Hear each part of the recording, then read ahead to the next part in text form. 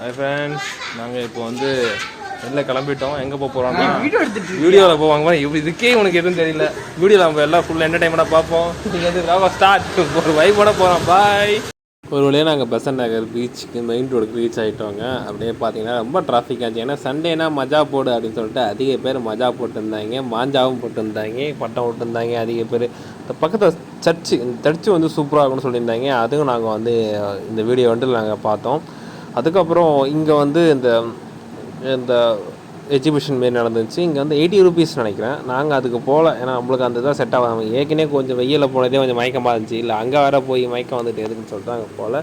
அப்புறம் beach side வந்து ரொம்ப நாள் ஆசைங்க, பெசன்ட் பீச் போகணும். அதுக்கப்புறம் இப்போ தான் வந்து டைம் கிடச்சி நாங்கள் போனோம். ரொம்ப ஒரு நைஸ் எக்ஸ்பீரியன்ஸு. அதிக பேர் லாட் ஆஃப் பீப்புள் வந்து வந்தாங்க.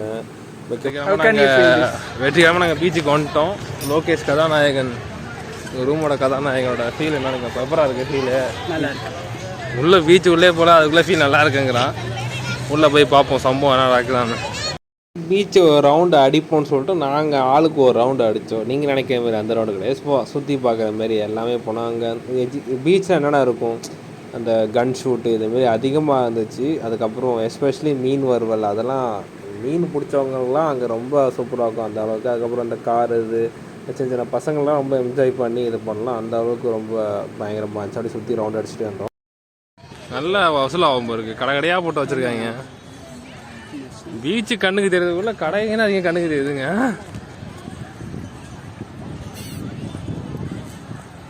பாய் எது வந்தால் படுத்தும் நம்ம எல்லாம் சேர்ந்து.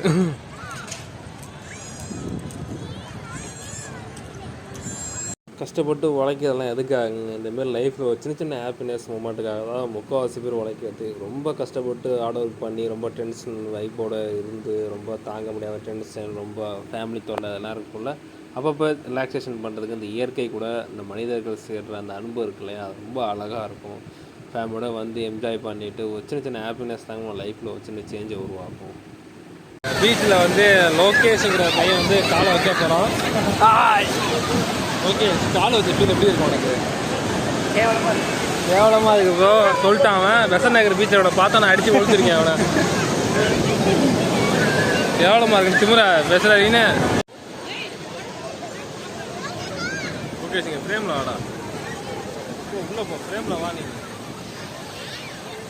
நீங்கள் மீனாக பாடுறாடே, இங்கே பாடுறா.